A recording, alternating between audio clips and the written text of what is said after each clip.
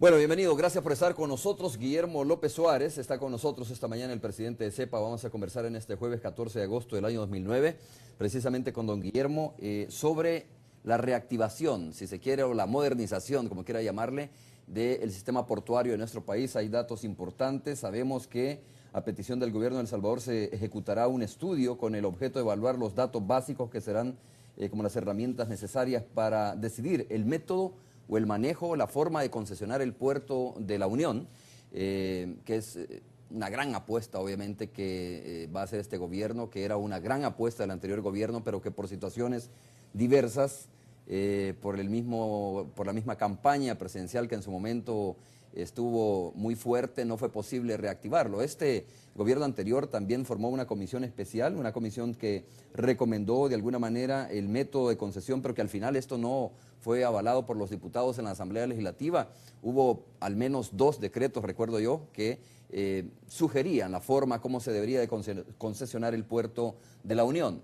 De tal forma que el gobierno ha decidido, entre otras cosas, hacer este estudio para conocer cómo es o cuál es la mejor manera, y al mismo tiempo también hay otro estudio que se va a viabilizar, que es para conocer el entorno internacional financiero, ¿no? Pero también otro dato importante es que el puerto de la Unión va a ser operado de forma transitoria por el actual gobierno mientras se ponen de acuerdo los diputados, pero también mientras se hace una reparación del puerto de Acajutla. Todos estos datos vamos a conocerlos esta mañana con el presidente de CEPA, don Guillermo. Muchas gracias por estar con nosotros. Bienvenido. Un gusto, Romeo, estar aquí con ustedes. Quisiera, si me lo permites, comenzar por lo último que mencionaste, que es la reparación del puerto de Acajutla. La reparación del puerto de Acajutla se va a hacer coordinada junto con los usuarios del puerto de Acajutla. El puerto de Acajutla no se va a cerrar. ¿No se va a cerrar? No, el puerto de Acajutla, lo que sucede es que se cierran atracadero por atracadero, y son 8 atracaderos. O sea, en ningún momento el puerto en su totalidad se cierra, y por razones de mucho peso. O sea, el puerto de Acajutla es un puerto que recibe graneles, recibe líquidos, sólidos, recibe contenedores, y es el único puerto que tenemos en el país que tiene la facilidad de poder recibir, por ejemplo, todo el trigo que se utiliza para la producción del pan en el país, todo el maíz, la soya, el gluten que se utiliza para la producción avícola en el país. Asimismo, se exporta el azúcar, se exporta el café a través de sistemas especializados de carga, y eso no lo tiene la Unión. Es el único punto de entrada y salida marítima. Es el único punto de entrada y salida marítima que tenemos ahorita para graneles. Sí.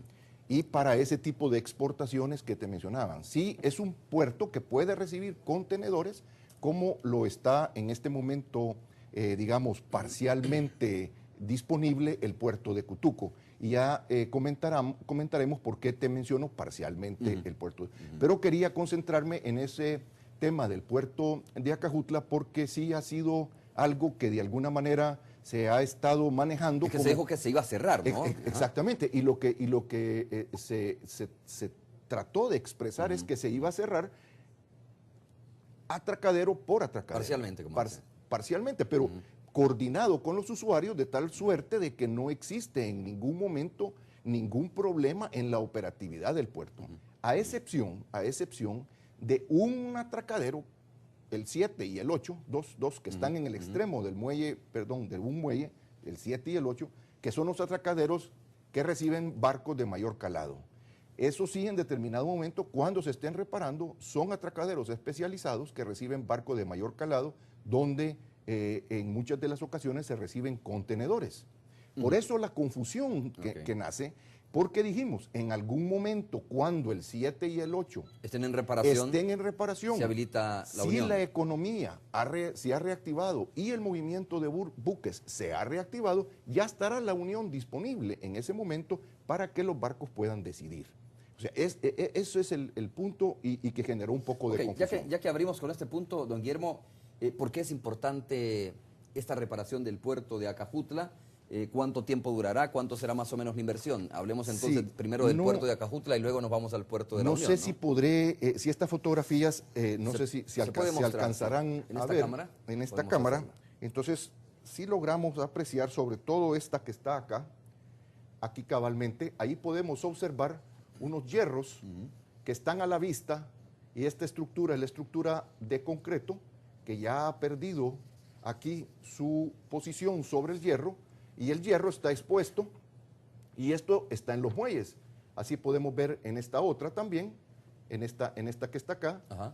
como también están expuestos, y esas reparaciones son necesarias hacerlas porque de lo contrario la estructura de hierro sí ya va a comenzar a recibir... ¿A colapsar?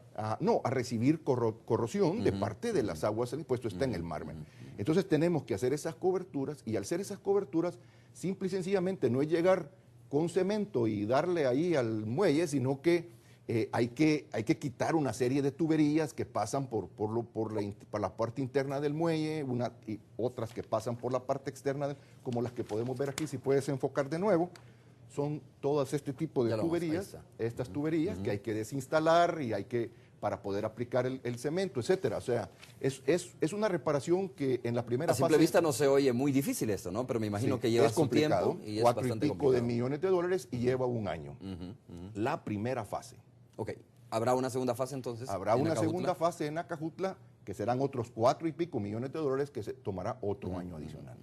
Ok, entonces queda claro que no se cierra totalmente el puerto de Acajutla, sino más bien, como usted lo dice, sería atracadero por atracadero, excepto el número 7 y el 8. Dice que por el calado de los barcos que llegan ahí. En el momento en que estemos reparando el 7 y el 8, por el calado de los barcos que llegan ahí, entonces los barcos, si ya la economía se ha reactivado, porque actualmente, así como está el puerto recibiendo contenedores, no habría ningún atraso.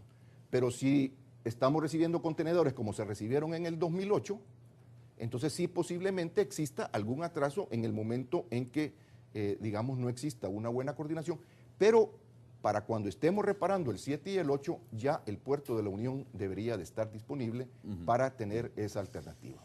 Bien, el puerto de la Unión, don Guillermo, usted lo recuerda muy bien, ¿no? Hubo una serie de propuestas de cómo podría concesionarse, se habló de una operación en donde el gobierno tenga incluso mayoría, también se habló donde sea el operador privado el que tenga la mayoría de acciones.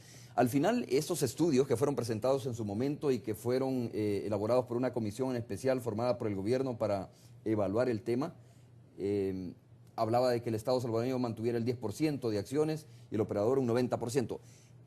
Escuché decir que esto ya queda más o menos desfasado, que ya no es, digamos, ya no responde a la realidad que está enfrentando el país. Exactamente, Romeo. Primero fue un proyecto de decreto que llegó en abril del 2008 a la Asamblea Legislativa, y ese proyecto de decreto tuvo cierta discusión con los señores diputados. Entonces el gobierno anterior conformó la comisión de alto nivel que tú mencionas, que trabajó durante pues casi 8 o 9 meses en un proyecto de decreto que también llegó a la Asamblea Legislativa en enero del 2009. Como podías observar, pues ahí un proyecto de decreto llega en abril del 2008, otro llega en enero del 2009, y el que llega en enero del 2009,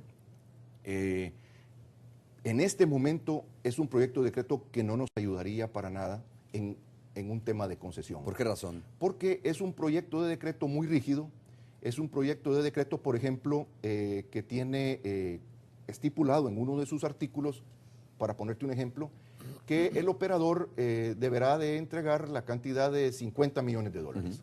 ¿Okay? Suponte que en las condiciones actuales en las que nos encontramos en el mercado internacional en este momento, acercarse a un operador va a haber que negociar esos 50 millones de dólares. Y suponte que llegamos a un acuerdo de que sean 40 millones de dólares. ¿De dónde salieron o salió esta cifra que deberían de ser 50 millones de dólares? Solo termino con okay. Porque fíjate que es bien importante comprender por qué no está el proyecto de decreto en este momento como una herramienta útil. Entonces viene y resulta que te sientas con el potencial operador o los potenciales operadores y ellos dicen, no, mire, yo le puedo dar 40 millones de dólares. Tienes que ir a la Asamblea Legislativa a modificar ese artículo que dice que son 50 porque te están ofreciendo 40. Entonces, en ese viene y va, imagínate estar entrando y saliendo a la Asamblea Legislativa para modificar cada una de las cosas que tiene esos 74 artículos, donde 33 de esos 74 artículos ya muchos de los operadores interesados mencionaron su indisposición para poder entrar a negociar bajo ese proyecto de decreto. Entonces, ese proyecto de decreto no nos sirve. Ese proyecto de decreto haber que darle un tratamiento, que ahí los señores diputados sabrán cuál es el mejor, pero ese proyecto de decreto no nos funciona como herramienta para poder establecer un proceso de concesión. Y es de ahí donde nosotros, como CEPA, nos acercamos al presidente de la República, ahí como por el 10 de junio, 12 de junio, y le llevamos un planteamiento sobre lo que, como CEPA, pensaríamos hacer con el puerto de Acajutla, y también solicitarle su autorización para acercarnos al gobierno del Japón, para solicitarle una ayuda al JICA, para que el JICA desarrollara un estudio de mercado. Que va a ser una donación, ¿no? Que es una donación, que ya lo anunciamos el martes de esta semana. Y así bien, nos recibió el embajador, inmediatamente trajo un equipo consultor y trabajaron muy rápidamente a tal grado de que en un periodo de menos de un mes y pico vinieron y nos dieron una respuesta favorable.